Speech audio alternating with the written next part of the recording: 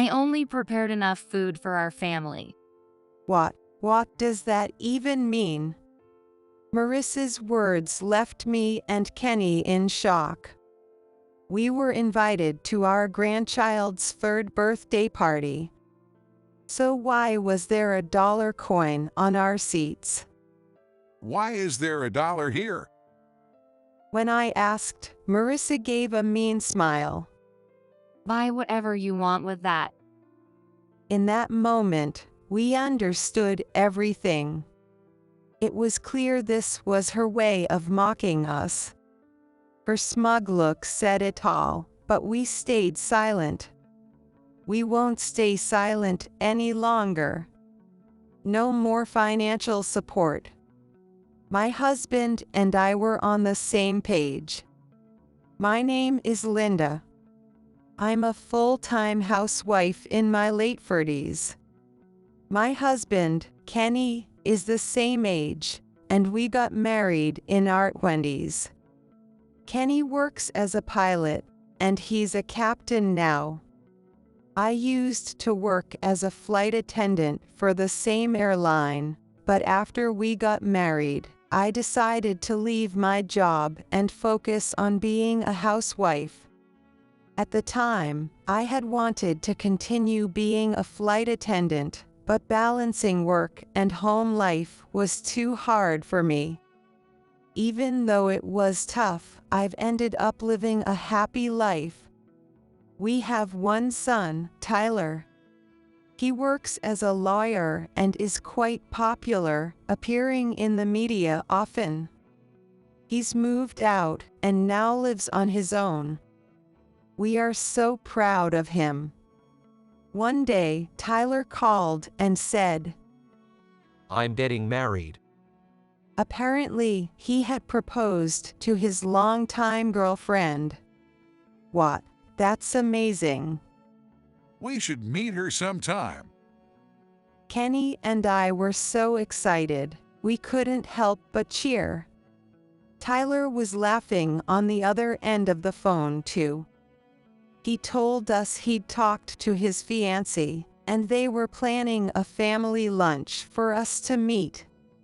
We happily agreed, and the plan was set for the next weekend at a chic cafe Tyler had reserved. I think bringing her straight to the house might be too much for a first meeting. Kenny said, and I agreed. What kind of person did Tyler choose, considering he can be so thoughtful? We were sure she was wonderful. We couldn't wait to meet the woman. When the day arrived, we went to the cafe, and Tyler was already there with her. She smiled at us as we walked in. Nice to meet you. I'm Tyler's mother.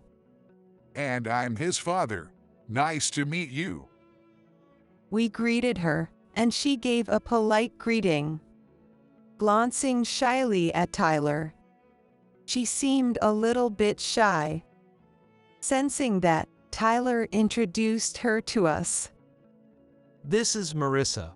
Her father's been working as a lawyer at my firm. I'm Marissa. It's nice to meet you. Though she was soft-spoken, she made sure to look us in the eyes. After the pleasant introductions, we all went inside the cafe. Marissa seemed quiet and reserved, but the atmosphere was comfortable. I think the meeting went smoothly overall. However, when Tyler and Kenny briefly left the table, Marissa asked me something unexpected. What kind of work do you do, Laura? I'm a full-time housewife. I quit my job when we got married. When I said that, she looked surprised. What? So you've been living on just your husband's income? That's right. I purposely didn't mention that I used to be a flight attendant. While that was a proud moment of my past, I wasn't about to brag about it. Oh, that must be nice. She said, with a smile. There was something off about that smile for just a moment, but then Kenny and Tyler returned, and the conversation moved on. By the way, Marissa, what kind of work do you do? As we were getting ready to leave, I asked Tyler privately. She's working as her dad's secretary. She said she's still learning the ropes, though. I see. If she's an apprentice legal secretary, she must be very smart and capable. Maybe to someone like her, a full-time housewife like me didn't seem very impressive. That's how the meeting ended, leaving me with a bit of a strange feeling. Could you help us out with our living expenses? Marissa said this to us about a week after the wedding and their honeymoon. She suddenly showed up at our house, and as soon as she sat down, that's what she asked. Tyler wasn't with her, and Kenny and I were completely caught off guard. Help with living expenses, what do you mean? When I asked, Marissa's face turned serious. Tyler's salary alone isn't enough to live comfortably. I only make pocket money since I'm still an apprentice.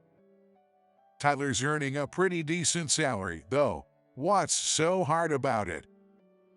Kenny had a point.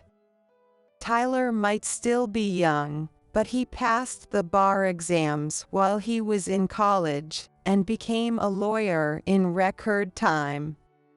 He's been doing great and is already a trusted attorney.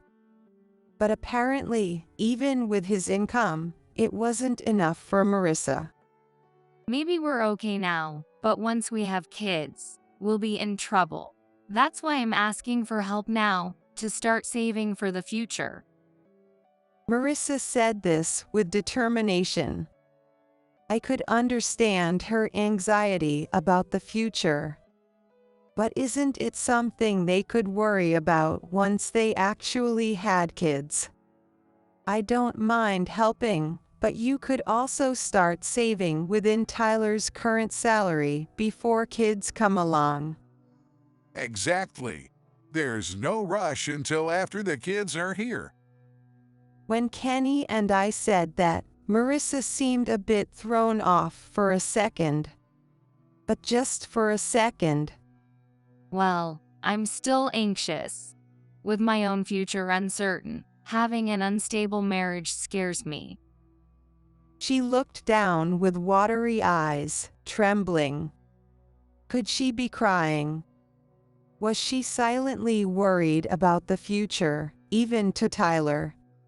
With that thought, neither Kenny nor I could ask her anything further.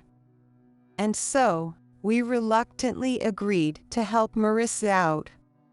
If Tyler gets a raise and Marissa becomes a competent secretary, things should stabilize. I agreed with Kenny's words. Sure, Marissa might struggle at first, but she would figure it out in time. I convinced myself of that, but there was one thing Marissa said that bothered me. I have a favor to ask. Could you keep this a secret from Tyler? I'll talk to him about it someday. Kenny and I agreed to that request, but I couldn't shake the feeling that we were deceiving Tyler.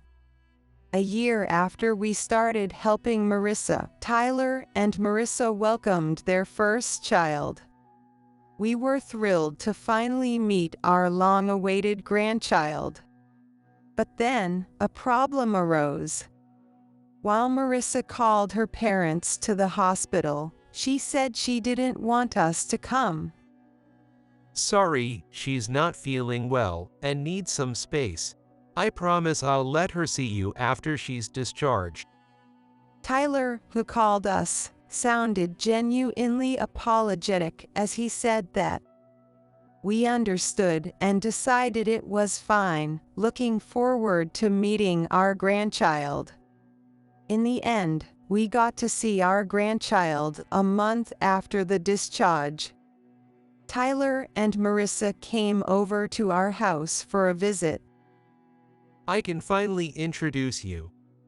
Tyler said with a smile, showing us the baby's face. The baby, a boy who looked just like Tyler, brought tears of joy to my eyes. He's so cute. Absolutely. Do you want to hold him for a bit? As Kenny and I smiled, Tyler said that. But Marissa, standing next to him, glared at us with an annoyed look. Don't you think it's time to head home? You said we had to leave soon since we're going to my parents' place. I know, but can't we just enjoy a little longer? Tyler replied, but Marissa quickly took the baby away from him. Thanks for having us. She said that with a straight face and walked out. It hadn't even been 10 minutes since they arrived. Tyler smiled sadly at us, looking a bit defeated. Sorry, she's been pretty on edge lately. Kenny and I exchanged glances. Realizing Marissa might be feeling overly sensitive after just having a baby. Though we had mixed feelings, we handed Tyler the gift for the newborn without complaining. By the way, while Tyler personally brought back the thank you gift, Marissa never contacted us again. From that point on, Marissa started avoiding contact with us. Tyler would come to visit with the baby, but for some reason, Marissa seemed reluctant, and their visits became less frequent. However, despite not wanting to meet, Marissa only reached out to me. Please pick up some diapers, 'cause we're out. She didn't even call. Instead, she texts a brief message. Reluctantly, I went shopping and rang the doorbell at their place, only to receive another message. Please leave them at the front door. Even though I was paying for the shopping, I didn't get a single word of thanks. I didn't expect gratitude, but at least I wanted to see the baby's face. How's the baby doing? I tried sending that, but there was no reply from Marissa. She completely ignored my messages and sent another request for shopping. It felt like I was being treated like a servant. Sure, I had told Tyler, let me know if you need anything, out of kindness to help them with their first time parenting. But with Marissa, it felt like she only saw me as a handy housekeeper. I continued to support Marissa. Every month, I deposited money into the account she specified for living expenses. Yet she never expressed gratitude, not even a simple email.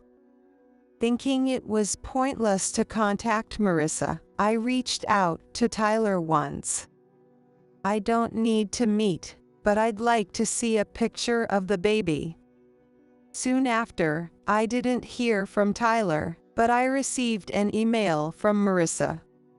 Right now, parenting is overwhelming. I can't think about my in-laws. I was shocked by her thoughtless response. I had been supporting Marissa out of concern for her future, yet here I was facing such cold treatment. With that kind of reaction, I could hardly find the motivation to help her anymore. Tyler did reply eventually, but his message showed he didn't know the situation at all. I'm at work, so could you send that to Marissa? If I told Tyler everything now, would we finally get to see the baby? I thought about it, but I didn't have the courage to follow through. As I felt frustrated and started to wonder if Marissa was really saving any money, I continued to send the monthly support. After that, Tyler would occasionally reach out and send baby pictures, but the days of not seeing the baby or Tyler continued.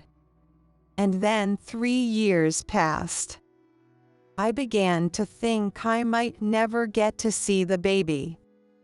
Kenny and I had half given up, but one day I received a call from Tyler. Marissa suggested we invite both sets of parents for a meal to celebrate our kid's birthday. Are you and Mom free? We were surprised by Tyler's unexpected words. We never imagined Marissa would invite us. Kenny and I were genuinely happy. Of course, we'd love to join. It's been 3 years since I last saw the baby, so our grandson must be 3 years old now. It feels like he's grown up so fast, but I would be happy if we could celebrate together. What should I bring for the celebration? Should I buy a popular toy? I need to check with Tyler too. The two of us were excitedly planning for the day.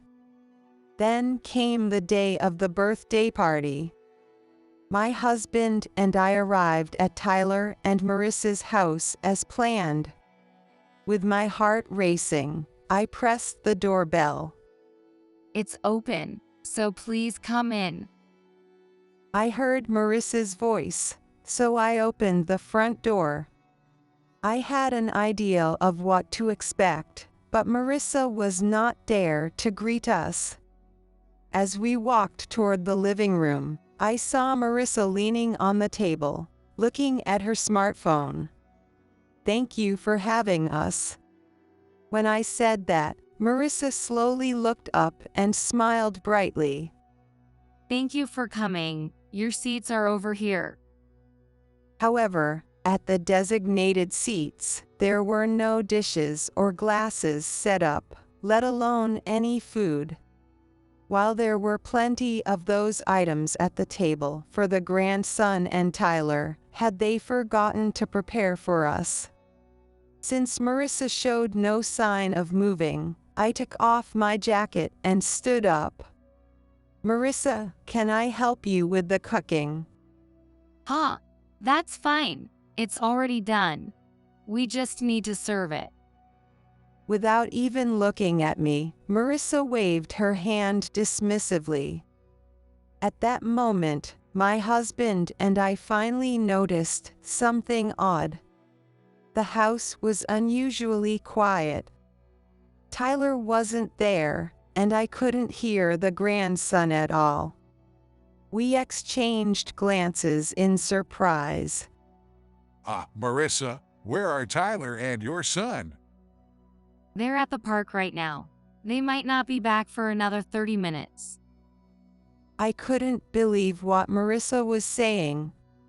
She had to know we were coming today. After all, it was Tyler who called to invite us. Why aren't they home? It's already past the time we agreed on. I couldn't help but ask, and Marissa responded with a creepy smile. I asked you to come earlier than planned. I wanted to have a proper talk with you. A talk? I nervously asked, not understanding her true intentions. Well, since it's you guys, I knew you wouldn't notice. I only prepared enough food for our family. Marissa said that with a mocking tone. My husband and I couldn't hide our shock. What does that mean? Before I could ask again, my husband grabbed my arm. Then he pointed to the table. At the end of where Kenny was pointing, 4 quarters were left lying carelessly. And it was on the seat that was assigned to us.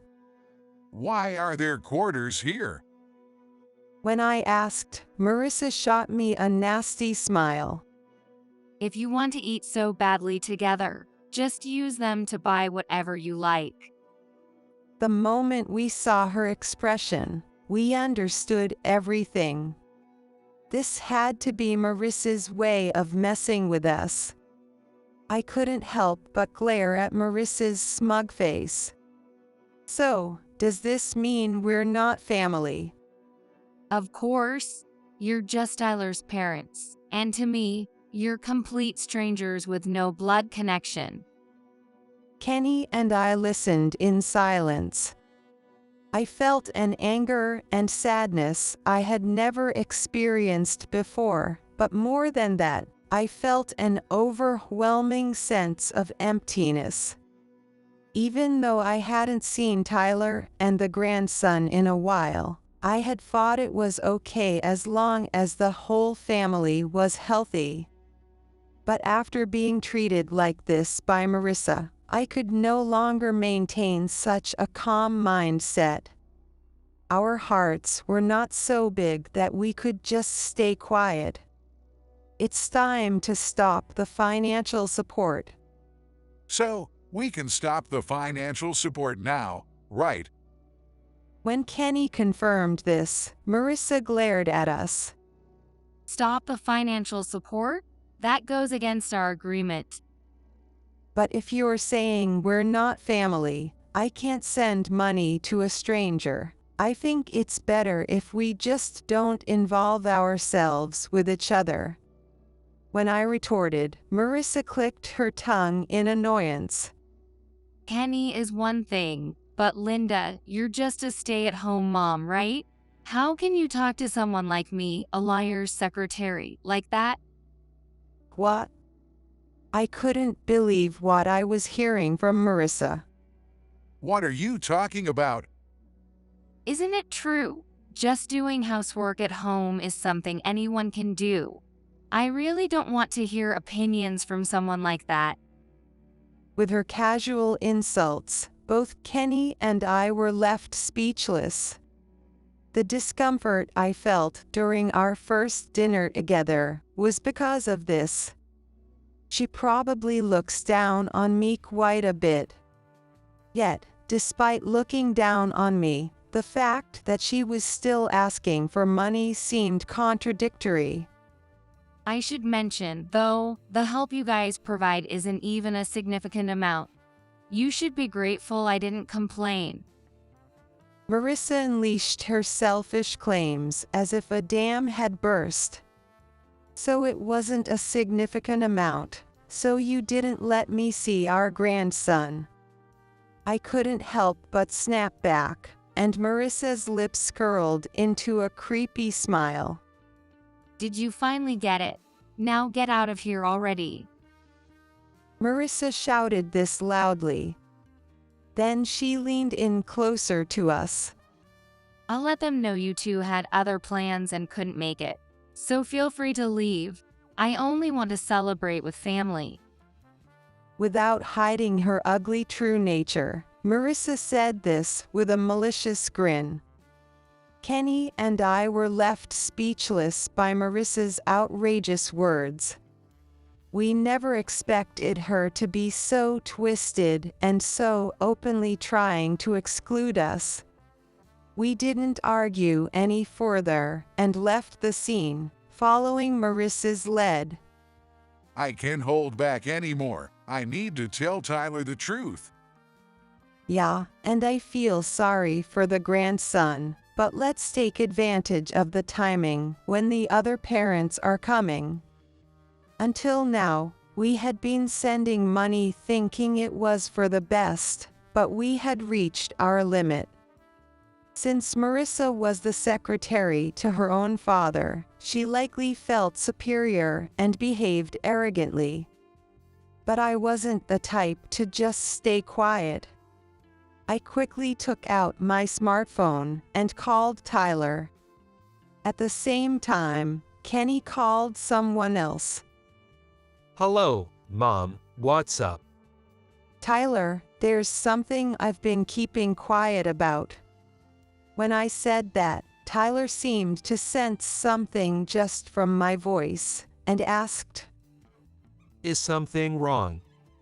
I told him to bring Marissa over to our house. Then Tyler said he'd be right there. 20 minutes later, just as promised, Tyler showed up at our house with Marissa. Not just Marissa. It seemed her father had come along too.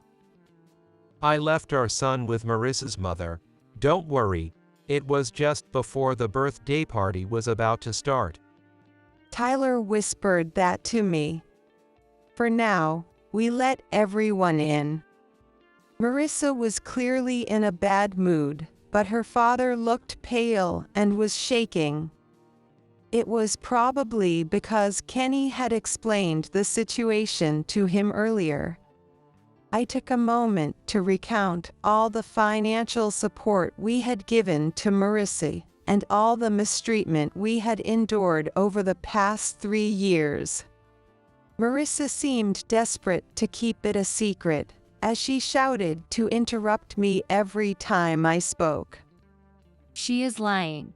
She's trying to make me look like the bad guy. However, Tyler and Marissa's father managed to keep her in check. I was told by Marissa that she'd send the pictures of the kid herself. Tyler said, his face turning pale after hearing everything. I've only received pictures of the grandson once a year, and whenever I ask Tyler, Marissa sends snarky comments to Linda. What's that about? Tyler was left speechless, which was understandable. He had probably been working hard, with hardly any time off. And if Marissa had offered to be our contact, Tyler wouldn't have tried to send anything. We were stunned by how cunning Marissa's schemes were. I sincerely apologize for my daughter's behavior. In the midst of all this, Marissa's father apologized deeply.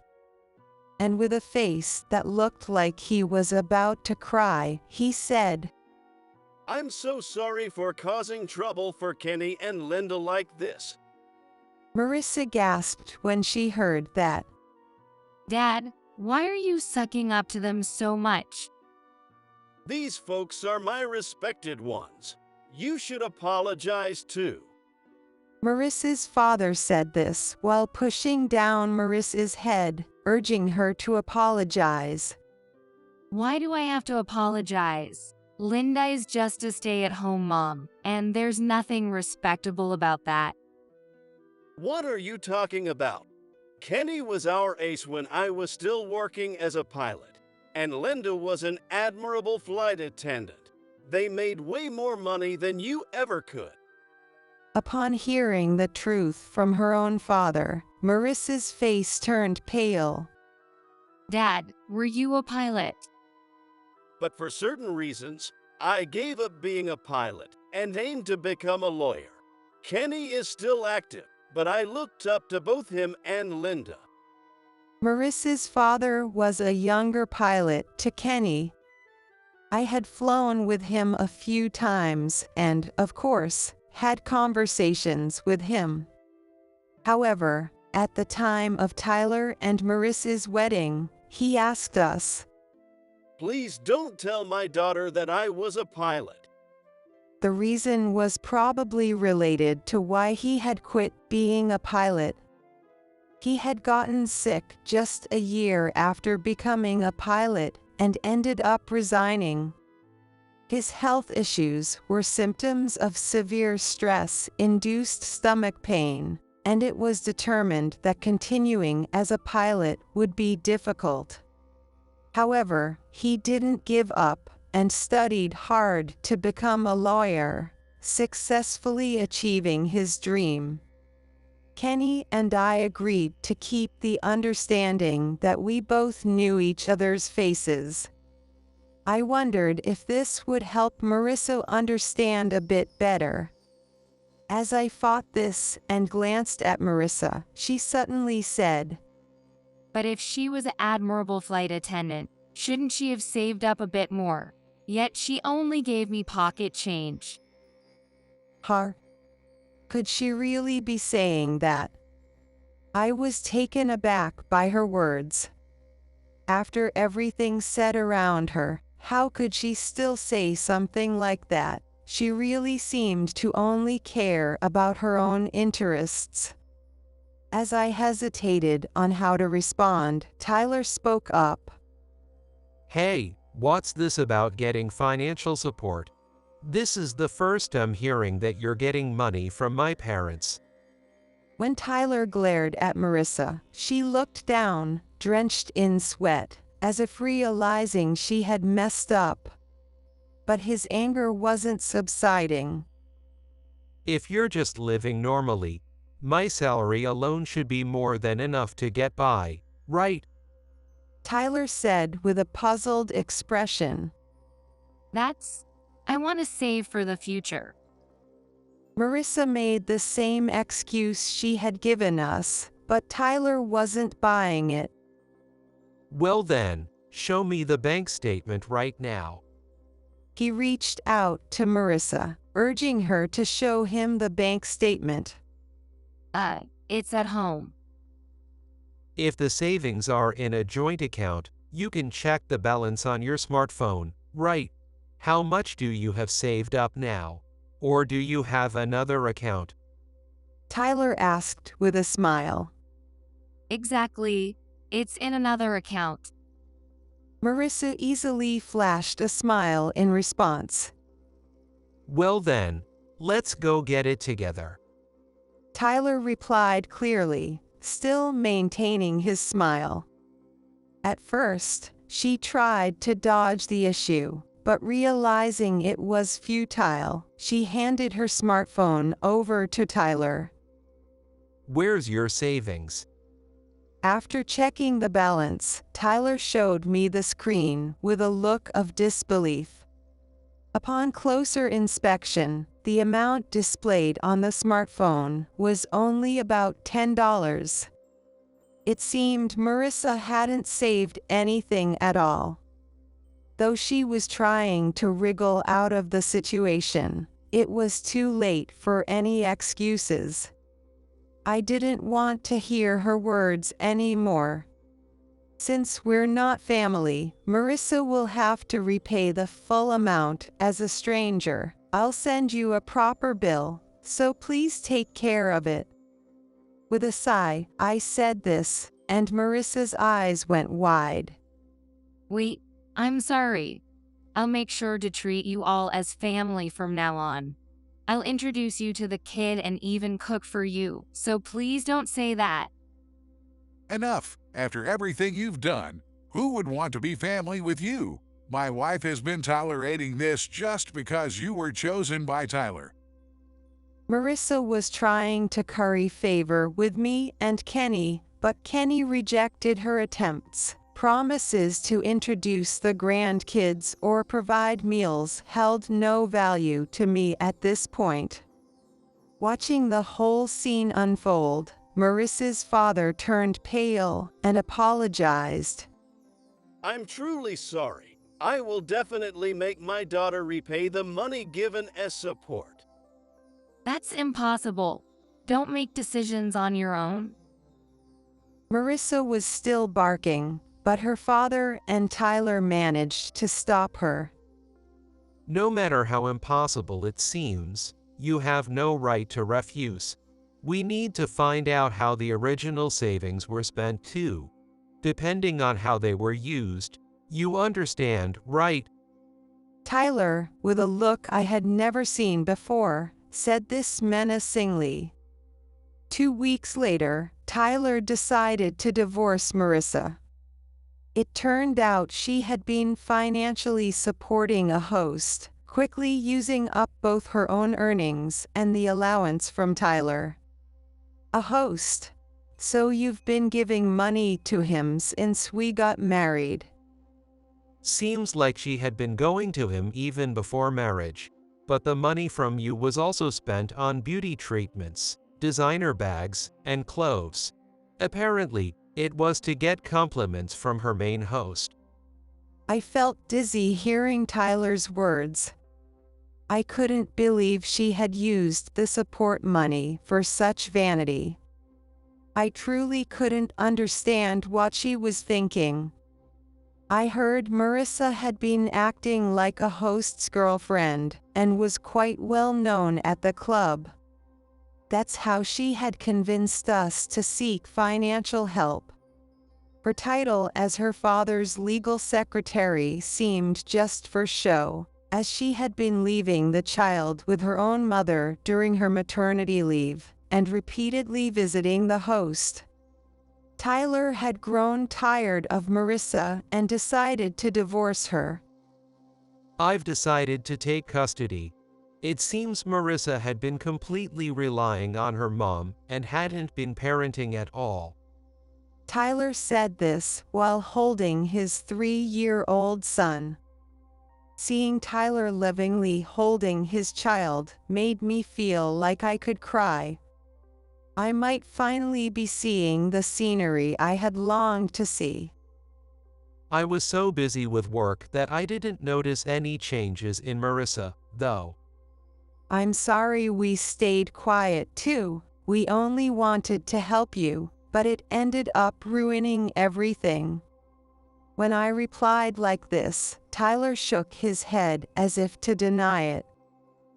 I liked Marissa, but I thought there was no way I could live with someone who looks down on family. The moment I heard those words, I couldn't hold back my tears. I couldn't stop the tears mixed with anxiety and relief. Tyler and Marissa got divorced, but there were still things to take care of.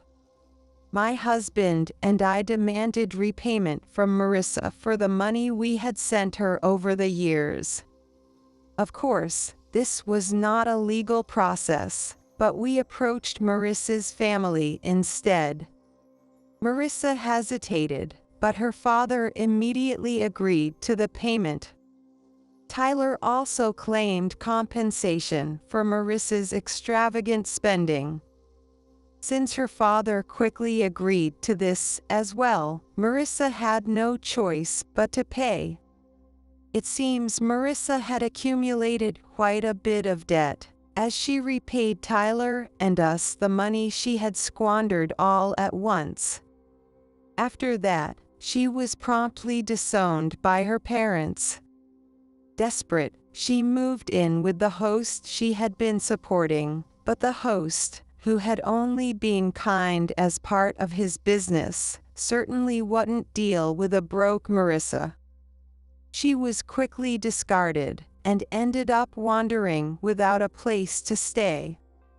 Now, she seems to be selling off all the designer items she bought in bulk and juggling several part-time jobs to make ends meet. I learned all this from the messages Marissa sent to Tyler. Marissa, broken by a life completely opposite to what she was used to, called Tyler, saying she didn't want the divorce after all. However, Tyler never answered, and eventually, he blocked her calls. It seems he also blocked her messages, so Marissa probably has no way to reach him anymore. To completely cut ties with Marissa, he decided not to ask for child support. It's clear that she can't live a normal life, likely to repay all the money she has squandered. But that's no longer our concern. Tyler started living with us. He moved into a spacious house to match our living arrangement. Since Marissa knew about the old house, Tyler suggested us to take the plunge and move. Thanks to that, we can now live without fear of Marissa. Our little grandson now goes to preschool and has made many friends. We are doing our best to help with raising our grandson. Tyler makes time to be with his son, but he sometimes has to work overtime or on weekends. So, I go to pick up our grandson from preschool. I'm going to draw a picture with Grandpa and Grandma next time. Can't wait to show you. Our grandson smiled and told me that Even now, Marissa's parents still see our grandson, and it seems the child understands both sets of grandparents well. We want to continue to warmly watch over our grandson's growth as both families. Tyler, having just divorced, often says he's done with marriage. For now, he continues to work as a lawyer while raising his child, and hopes to become independent one day.